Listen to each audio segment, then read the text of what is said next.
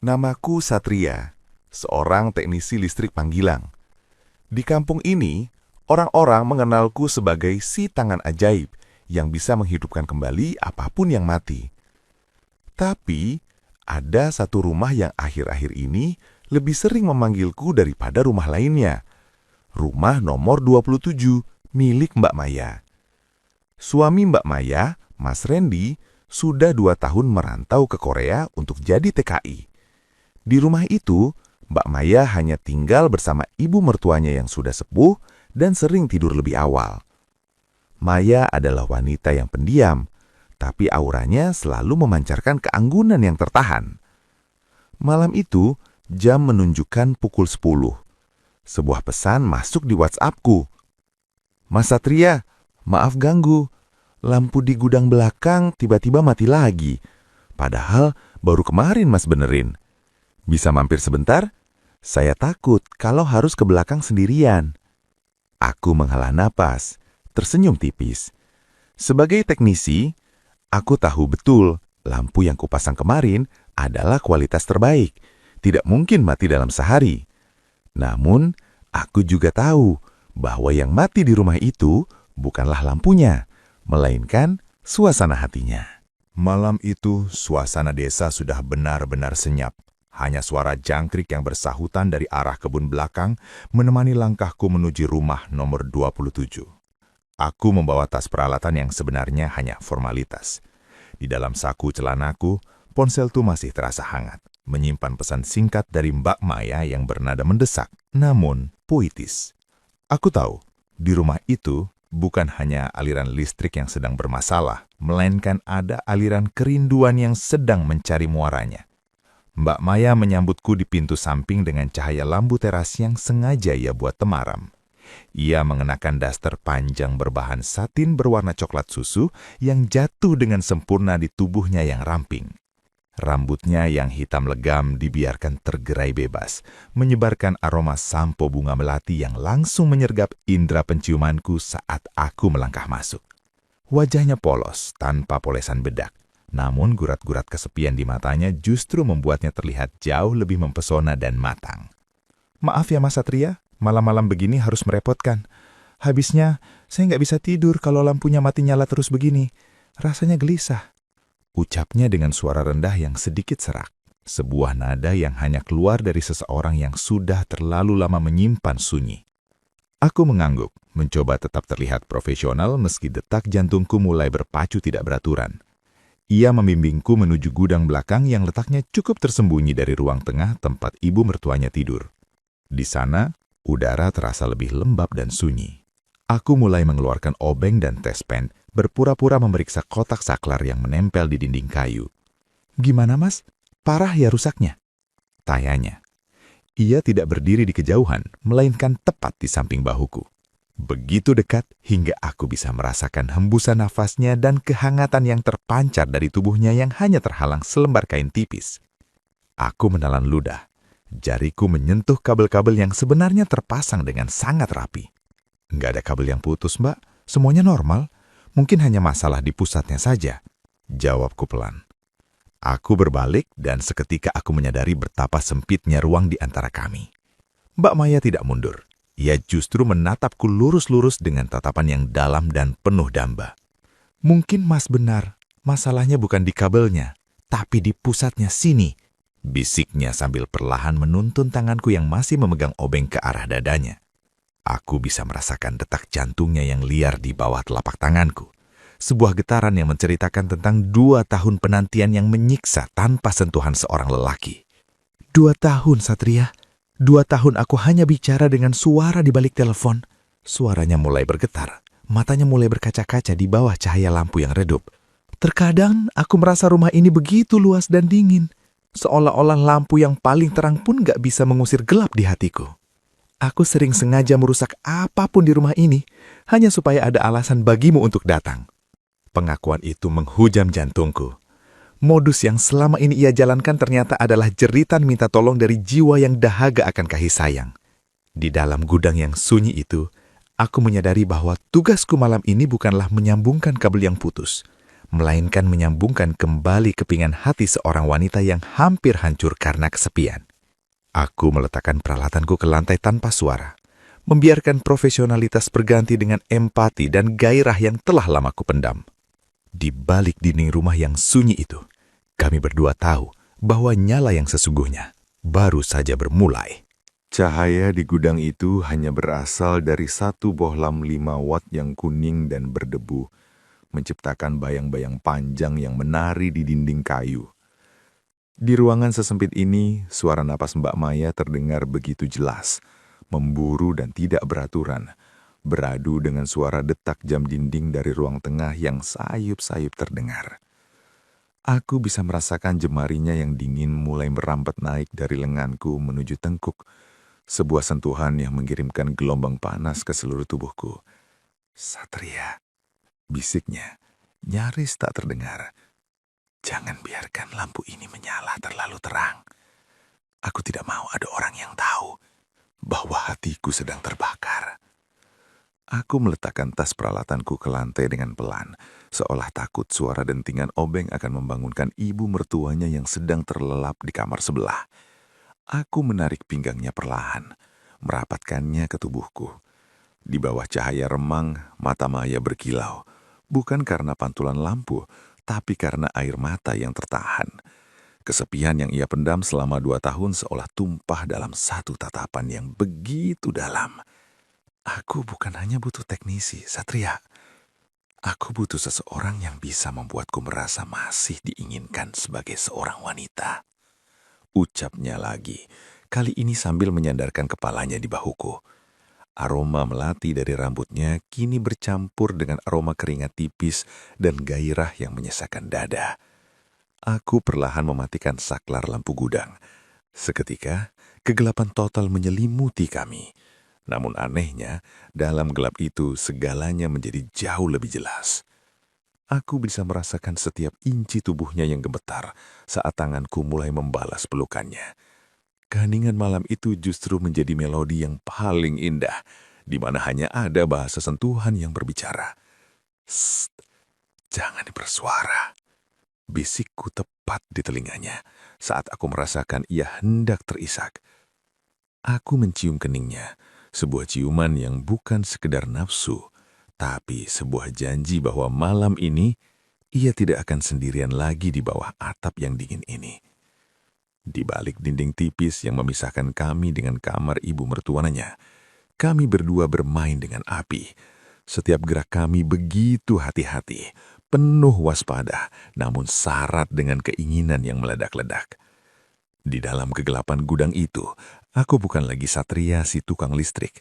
Aku adalah pelita bagi jiwanya yang padam, dan Maya adalah rumah yang akhirnya menemukan penghuninya kembali. Malam itu cahaya di luar memang redup, tapi di dalam sini, sebuah api baru saja menyala dengan begitu hebatnya. Kegelapan yang hangat dan pelukan yang baru saja akan mencairkan segala kekakuan itu seketika pecah oleh suara pintu kamar depan yang berderit. Detak jantungku yang tadinya beraturan karena gairah, kini berdegup kencang menghantam dada karena adrenalin yang memuncak. Di luar gudang, langkah kaki yang diseret pelan, suara sandal jepit khas orang tua, terdengar mendekat. Diikuti suara serak ibu mertua Mbak Maya yang baru terbangun dari tidurnya yang tidak nyenyak. "Maya, Maya, belum tidur, Nduk? Itu lampunya sudah jadi," panggil suara tua itu, terdengar sangat dekat, seolah ia sedang berdiri tepat di balik pintu gudang. Seketika kami berdua tersentak. Dalam hitungan detik yang terasa seperti keabadian, Mbak Maya dengan cepat merapikan daster satinnya yang sedikit berantakan di bagian bahu, sementara aku dengan gerakan kilat menyambar saklar di dinding. Klik. Lampu gudang kembali menyala terang benderang, menyinari wajah kami yang sama-sama pucat karena kaget. Aku segera berjongkok di lantai, pura-pura sibuk mengutak-atik gulungan kabel dan obeng di tas peralatanku, berusaha menormalkan napas yang masih memburu. Mbak Maya membuka pintu gudang sedikit lebar, menghalangi pandangan mertuanya ke arahku. "Sudah, Bu. Ini Mas Satria lagi merapikan sisa kabelnya sebentar lagi, biar nggak korslet. Ibu kenapa bangun? Mau ke kamar mandi atau haus?" Suara Mbak Maya terdengar berusaha tenang, meski aku bisa melihat tangannya yang gemetar saat memegang kusen pintu. Oh, sudah jadi ya? Kirain belum. Ya sudah, kalau sudah beres suruh Mas Satria pulang saja. Kasihan sudah malam sekali, gak enak sama tetangga. Sahut mertuanya dari luar. Ia tidak menaruh curiga, lalu langkah kakinya perlahan menjauh kembali menuju kamar depan. Aku menghela napas panjang, keringat dingin membasahi punggung kemejaku. Kami bertatapan sejenak dalam keheningan yang canggung, sekaligus penuh muatan emosi yang belum terselesaikan. Tidak ada lagi keberanian untuk melanjutkan apa yang tertunda. Resiko malam itu terasa terlalu besar dan nyata. Mbak, saya pamit dulu ya. Semuanya sudah beres dan aman. Kataku dengan nada yang sengaja aku keraskan agar terdengar sampai ke kamar depan, memberikan alibi yang perfurma. Mbak Maya mengangguk sejenak. Matanya masih menatapku dengan tatapan yang berat. Sebuah perpaduan antara rasa takut, malu, dan keinginan yang belum tuntas. Ia mengantarku sampai ke pintu samping. Saat aku hendak melangkah keluar ke udara malam yang dingin, ia sempat menggenggam ujung kelingkingku sesaat. Sebuah remasan kuat yang seolah berkata, ini belum berakhir. 4 hari berlalu setelah kejadian mendebarkan di gudang itu. Aku menjalani hariku seperti biasa, memanjat tiang listrik di bawah terik matahari, memperbaiki mesin air warga yang macet dan mengganti bohlam jalanan yang mati. Namun pikiranku terus saja melayang ke rumah nomor 27. Setiap kali motorku melewati jalan di depan rumahnya, aku sengaja menatap lurus ke depan, menjaga profesionalitas di mata warga, meski hatiku bertanya-tanya, apakah dia takut atau apakah dia merindukanku sesering aku merindukannya? 2 tahun tanpa suami yang bertada di Korea tentu bukan perkara mudah bagi wanita seperti Maya. Dan aku, sang teknisi listrik, entah sejak kapan mulai merasa bahwa tugasku bukan lagi sekedar memperbaiki instalasi, tapi memberikan kehangatan yang hilang dari rumah megah yang sunyi itu. Sampai pada malam keempat saat aku baru saja hendak memejamkan mata di kontrakan yang sepi, ponselku bergetar pendek. Sebuah notifikasi WhatsApp muncul dari nomor yang sudah kuberi nama rahasia. Mas Satria, maaf ganggu malam-malam begini. Kok lampu di kamar utama saya tiba-tiba redup lagi ya? Padahal sudah saya coba kencangkan, tapi tetap saja nggak mau terang. Apa mungkin sentuhan Mas yang kurang pas tempo hari? Sepertinya butuh diperiksa total malam ini. Mumpung rumah lagi benar-benar sunyi. Aku tersenyum lebar di kegelapan kamar, sebuah kode yang jauh lebih terang daripada bohlam malapun. Maya tidak takut, ia justru sedang menagih janji yang terputus di gudang tempo hari. Segera meluncur, Mbak. Saya pastikan malam ini nyalanya stabil dan tahan lama sampai pagi. Balasku singkat sambil menyambar tas peralatan yang kini terasa jauh lebih ringan. Malam ini, udara terasa lebih berat. Seolah awan mendung di langit ikut menahan napas menyaksikan langkahku yang kembali menuju rumah nomor 27. Aku tidak lewat pintu depan, melainkan pintu samping yang sudah dibiarkan tidak terkunci. Dengan langkah yang sangat berhati-hati, aku masuk. Rumah itu begitu sunyi, hanya suara detak jam dinding kuno yang menggema di ruang tengah, mengingatkanku bahwa aku sedang berada di wilayah yang sangat berbahaya. Mbak Maya sudah menungguku di depan pintu kamarnya. Kali ini, ia tidak mengenakan daster coklat yang kemarin. Ia memakai baju tidur satin berwarna biru kelap yang kontras dengan kulitnya yang putih bersih.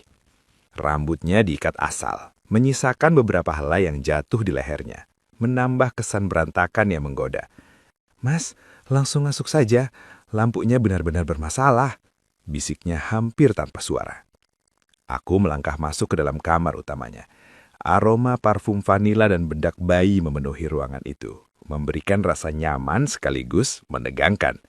Ini adalah ruang paling pribadi di rumah ini, tempat di mana foto pernikahannya dengan suaminya yang di Korea masih terpajang di dinding, seolah sedang mengawasiku. Yang mana yang mati, Mbak? Tanyaku, mencoba fokus sambil membuka tas peralatan. Tanganku sedikit gemetar saat mengeluarkan tespen.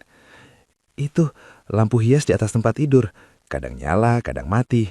Rasanya persis seperti hatiku yang gak menentu, Satria. Jawabnya sambil duduk di tepi ranjang.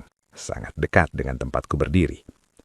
Aku menaiki kursi kecil untuk mencapai instalasi lampu di atas kepalanya. Posisiku sama canggung, aku berada tepat di atasnya. Sementara Mbak Maya menatapku dari bawah dengan tatapan yang bisa melelehkan timah. Aku mencoba memeriksa kabel, tapi fokusku terbelah. Aku bisa merasakan tatapannya menyapu setiap gerak otot lenganku yang bekerja. Satria, panggilnya lembut. Apa kamu gak capek terus-terusan betulin lampu orang lain, sementara lampu di hidupmu sendiri mungkin juga butuh perhatian? Tepat saat aku menyentuh kabel fitting lampu itu, Tangannya yang halus menyentuh pergelangan kakiku. Sentuhan itu terasa seperti sengatan listrik ribuan volt yang langsung menjalar ke jantungku.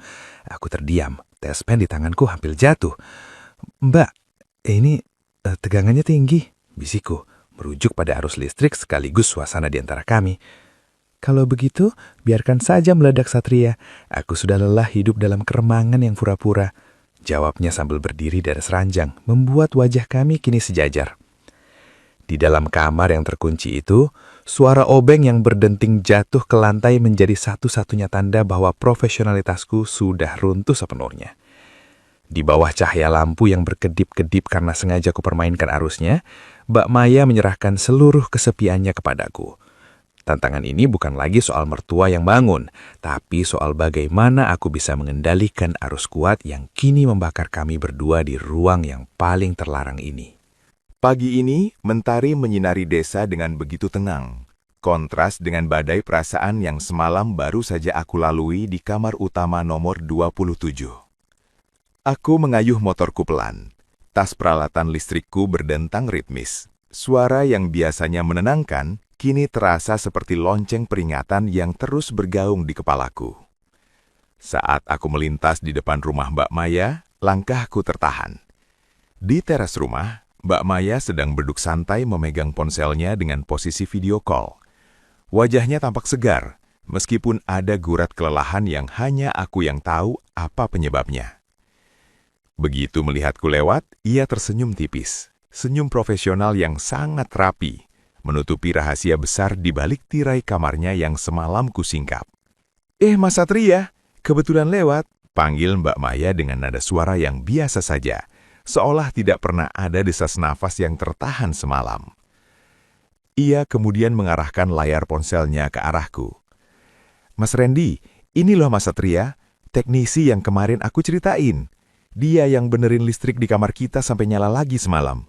Kalau nggak ada dia, wah, rumah ini sudah gelap total, Mas." Di layar ponsel yang bergetar karena sinyal dari Korea, aku melihat wajah Mas Randy. Wajah seorang pejuang nafkah yang terlihat lelah namun tampak tulus.